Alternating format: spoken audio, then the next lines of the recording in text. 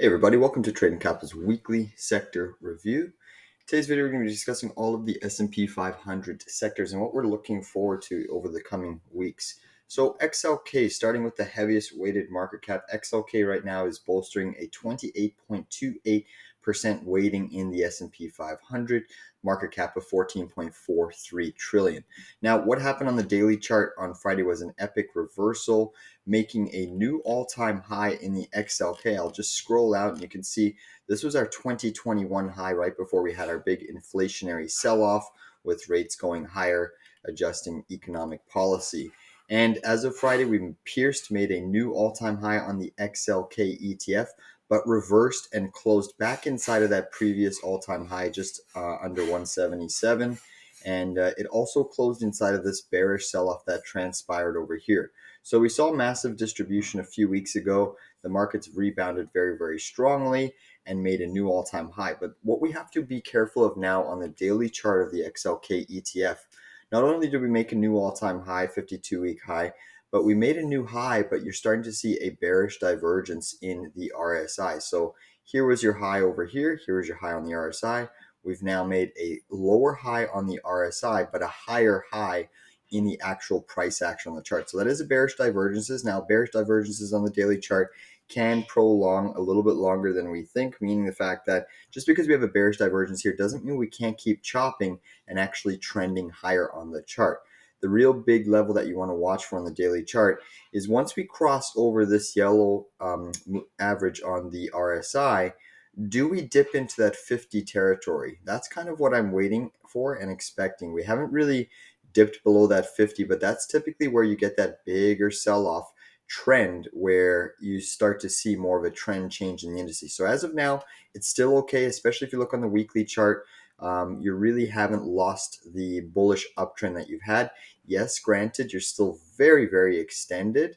On the weekly chart, there is a tendency, if you scroll through history over here, even when you look at this money printing uptrend that we had since that COVID low dip, basically when you look at the uptrend, you just maintain the weekly 7, this yellow moving average. That's the weekly 7 moving average, 7-week moving average. So you can see that you dip down, you hit the 20, you hit the 20 again, you hit the 20. Really, that was the theme in the mass.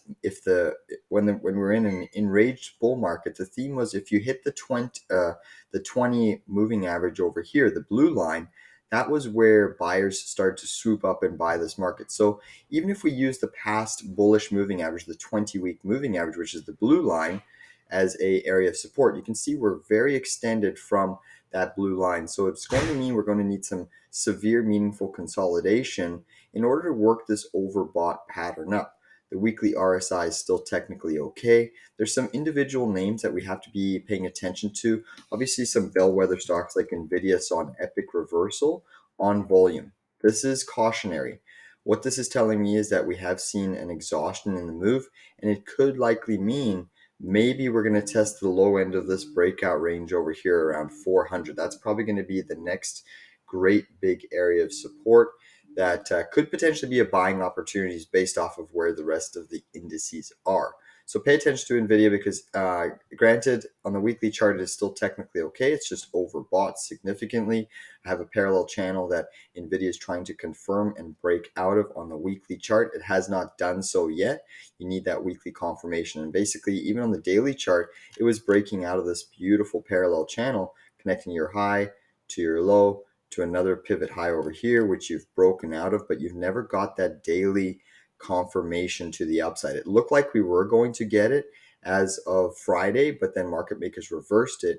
And if this becomes a failed breakout, this means there could be much, much more downside for NVIDIA. However, it's still a very strong stock. Expect dips to be bought. Now, myself, I would not be buying the dip to the short-term moving averages. Maybe if we came into a straight shot into the 50-day moving average, that would be a potential dip buying opportunity. But with a large gap on this chart, there's always a chance that NVIDIA could now surprise the people that have chased the stock higher, the bulls, and actually start flushing lower to fill this gap. Even if it came down to fill this gap, that would likely mean it's still trading well above the daily 200, or by the time it fills that gap, you could be touching the daily 200 moving average. So we'll just have to pay attention. Obviously, in previous cycles, if you look on the daily chart of NVIDIA, it does eventually have these sell-offs and corrections where it hits the daily 200, this blue turquoise moving average, and it got bought back up. Hits the daily 200, got bought back up. So if you're more of an impatient investor, you could look for the 100, which is this gray moving average, or the 200 if you're a little bit more conservative, to potentially get an entry on the stock. But again, dips would likely be bought up in this name. Now, there's a lot of other interesting names that are lagging the sector. One stock that is a fan favorite is enph. I've actually been in and out of this stock with members at the lows. You can see my green line over here where we've entered a couple times. enph, I'm actually liking for a potential long opportunity. However, we just want to be I just want to let some more time pass by before I make another play on this specific position. But this has been an XLK favorite that has really started to lag the sectors, or lag this particular ETF. And you have to wonder, is it starting to put in maybe a little bit of a basing formation here? Or is this just going to be much larger term bearish consolidation? So we are still inside of this heavy wide range bar. At least we now have a basing range where we have a high and we have a couple lows. And just to clean this chart up, let me just show you here what is going on. So we have a little bit of a potential range to trade against now. So we have a high, we have a low. So we're going to have to see which way this range breaks. If it breaks to the upside, I think that you can play the long side for a pretty substantial gain to the upside. However, if it breaks the downside, then I have a target of around 109.70 that could be in play for the next long opportunity. And again, there is the opportunity to short if it breaks the range, the opportunity to go long. For the more aggressive traders, obviously buying support at the low range is ideal, and shorting the high end of the range is also ideal, and then having tight stop losses on both ends.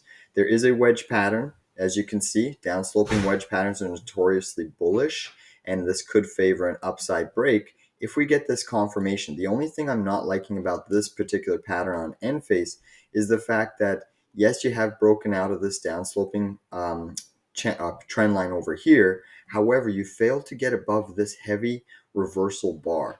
I did not like that fact. And I did not like the fact that you got rejected at this long-term key trend line that has connected multiple pivots. Pivot in 2020, pivot here in 2022, 2022 again, and this massive breakdown bar. So pay attention to some of these stocks. It's just interesting to see how enph is one of the worst performing stocks in the overall XLK ETF. Granted, it's still above the weekly 200. And then you look at NVIDIA. NVIDIA is just way above. So notice why I'm showing you these two stocks is this is the AI theme, and basically enph was the solar theme. So enph for solar, they had their parabolic runs, where solar was the craze, solar was the craze, solar was the craze, and these things were just in a massive uptrend. And now look where they are. Multi-months later, they've had a huge pullback, and I'm waiting for a basing formation. All right, let's move along to communications now. XLC has also been a rip-roaring sector. So obviously it's dominated by Meta, Google, and a few other names. And there's some discrepancies across the sectors as to how well some companies are doing and how poorly other companies are doing. Communications is weighted 8.54% in the S&P 500. Market cap is $5 trillion. Again, this is another sector that on the weekly chart, it is overbought. Now, you have a bullish uptrend in the RSI. You only just tagged the overbought scenario here, but really the communication sector has a tendency, or at least the XLC has a tendency over the last few years to not really hold the overbought condition for too long, or at least once you enter this above the 70 band, it starts to maybe see a little bit more consolidation. So what I'm watching for on XLC, the next big level, now that you've reclaimed the weekly 100, that's exceptionally bullish.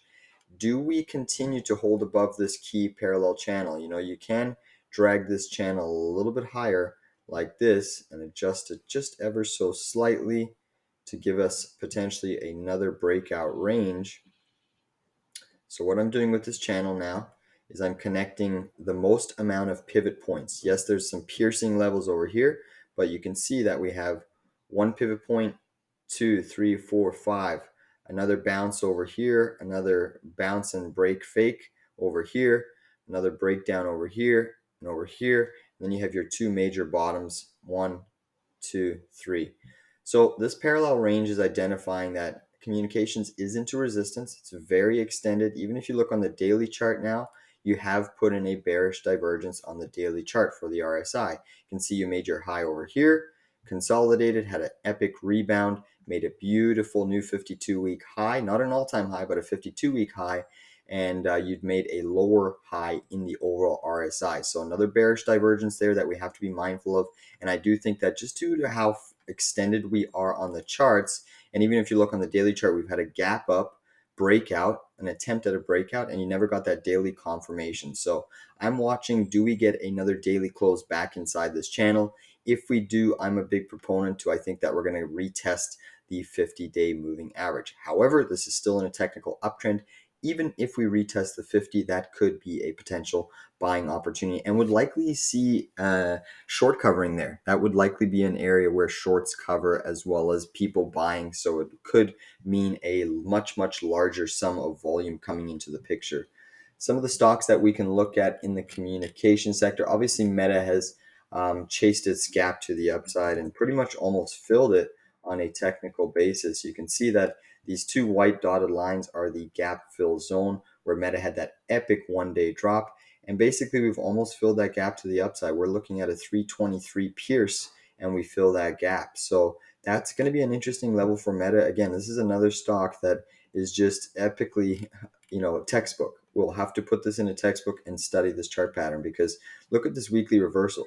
Just stayed right hugging above the 7-week moving average. Exceptionally bullish. Even if I throw on some of the daily Bollinger Bands here, and I use a 2 standard deviation, look how long we've been hugging the upper end of the 2 standard deviation daily Bollinger Band over here. And we actually broke above that Bollinger Band as of the last couple trading sessions, and now we're trading above that. But we're starting to see some selling come into place. If you look at the weekly Bollinger Band move, take a look what we hit on Friday. We hit the upper end of the Bollinger Band. Now, just because you hit the upper end of the Bollinger Band doesn't mean we're going to see a sell-off. One thing I want to keep in mind is that you are coming up into some extremely heavy volume bars over here. This was your massive gap down, wide range red bar breakdown where you saw the most amount of investors capitulate.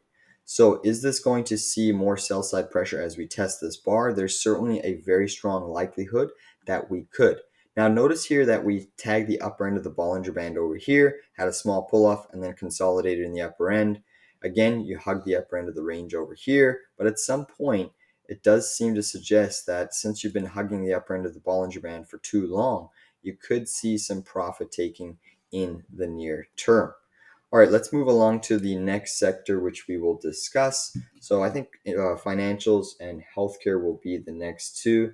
Let me just pull up the XLF ETF. So what's important about XLF is that we are into some of the bank earnings. Let me just turn off the Bollinger Bands here and just keep the basic moving averages.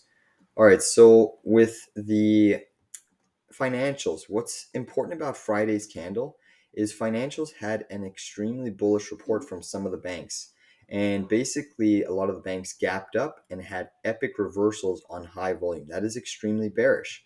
Now, what could this mean? Could this mean that there's more problems coming in the financial sector, more bank blowups? We have had rates make a new all-time high on the 2-year yield, and they are still heavily strong in an uptrend. So maybe we're about to see some more bank weakness despite banks starting to produce good results. I mean, even if you look at JP Morgan reported earnings gapped up outside of this massive consolidation range, and basically it had an epic reversal on heavy volume. So you want to pay attention to this is the bellwether bank stock, and if it is having a potential failure of a breakout or finding resistance on heavy volume, the last time we saw heavy volume sell-offs was really this period here, and look at where it dipped to, the daily 200. So just be careful that when banks gap up and reverse on heavy volume, that's never a strong sign, especially when the earnings were a double beat from both JP Morgan. So back to the XLF, if you look at the XLF, getting rejected at that 365-day moving average, the 1-year moving average. That's a pretty significant area because you had a chance here to recapture it and it failed. Now you have a chance to recapture it, and you're seeing that same heavy selling pressure. And again, one of the reasons the 1 year moving average is important is because it takes a long time to bend and change the trajectory of its trend. And as you can see here, we had a massive uptrend in the 1 year moving average.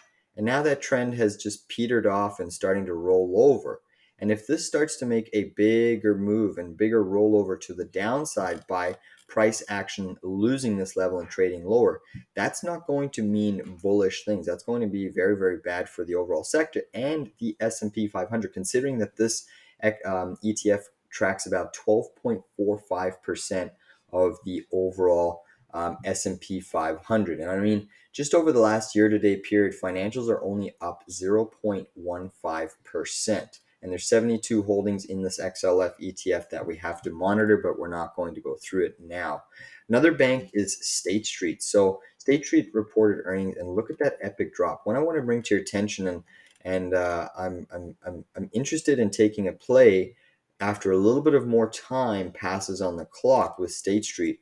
One thing I'm seeing here about this bank, and I mean, let's just pull up its balance sheet quickly here just to discuss a couple other things. So the average volume is 2.58 million, extremely liquid for trading and investors. Market cap is 22.76 billion. So definitely healthy in terms of its size if you're looking to also short this particular stock. It does pay a healthy dividend. Just keep that in mind. It does have a tendency to get bought back up. Its performance over the last 1 year, 14.5. Year to date, so it's had a very, very horrific year to date performance just based off of this drop that transpired on Friday. It closed down minus 12%. This is actually a stock that I am potentially looking to put on my short side of the radar. And one thing I want to bring to your attention is it had earnings on Friday, beat on the earnings side, missed on the revenue by just a small margin. I wasn't aware of any guidance by the CEO, but I'm sure there is some guidance, and market makers and market participants did not take that wisely and very well. So one thing what I'm noticing right away is you got a bearish daily close, closing below a key important trend line. Let's just zoom in and blow up this chart a little bit. So you can see you're connecting this pivot low to this pivot low, and look what you did. You broke that area, closed below it, closed at the dead lows of the session on extremely heavy volume. That is never a good sign for this bank, especially when you look at the pattern. Let me just turn off all of these key moving averages here. So just to clear up this chart, if you look at the weekly chart, what type of pattern are we seeing on the weekly chart here? We have this left shoulder, we have this massive rounding head, and then we have this beautiful right shoulder. Neckline has been triggered. Now you want to wait for consolidation, because basically what this pattern suggests, it's not the likeliest outcome that it would fulfill the full downside measured move, but this pattern does suggest that State Street could see a low of all the way to 35 bucks on the chart. I mean, last time we saw that was really in the '08 GFC housing crisis. So that's never a good thing. And let's just see what type of pattern broke down here in the GFC that started to lead these crazy, crazy sell-offs. You know, one could argue that here you go. You have your left shoulder. I'll draw it. You have your big rounding head.